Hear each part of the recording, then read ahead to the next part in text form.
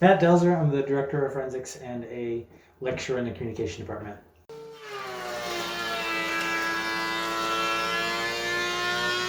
So I grew up doing it some. My grandfather on my mother's side was a woodworker, um, and did some in like high school shop class, but then pushed away from it. It was not really an interest that I had.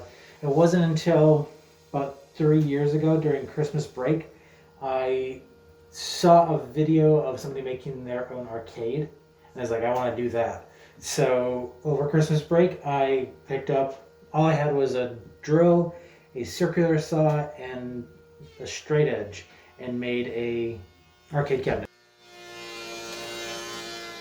Um, so much of it comes from me being a maximalist. Like I can't just do something and be okay with it. Like I have to learn more and get better at it. So I made my first little cutting board, and again, all I had was just a couple of basic tools, and it took me hours to sand it flush. When with a better tool, I would be able to do it pretty quickly. So I just kept adding on it, and at a certain point, you enjoy the hobby enough that you want to keep doing it, but you can only have so many cutting boards or so many things in your house. Plus, it's a fairly expensive hobby, so the natural extension of that is to start selling them.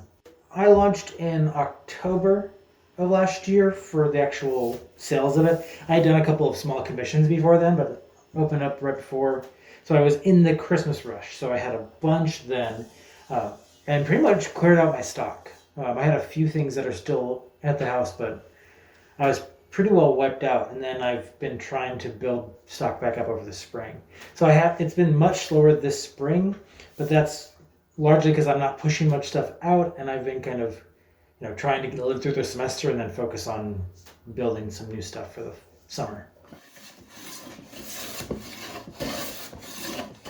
Well, the why now is that the hobby hit at the right time for me, and having a pandemic hit was probably the best possible thing because that meant that I was at home a lot, and I already wanted to do more with woodworking, but the idea of actually starting a business was something that was really born of living in a pandemic, right?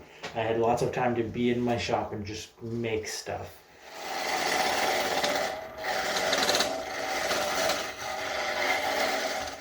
So much of why I enjoy woodworking and making things is my day job is all in our heads. There's no physical product of it, especially for speeches, right? They happen, we hear them, we appreciate what we've heard, but there's no representation of it after. We're actually making things, and if I'm doing a production day where I'm making, 15 different things, that's really rewarding. Like I just love that and being able to see it.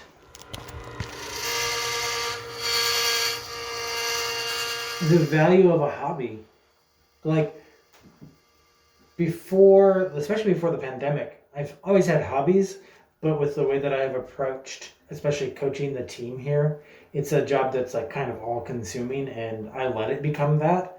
And it's really a good reminder as we get back into travel next year to carve out time and space for something that's not the same.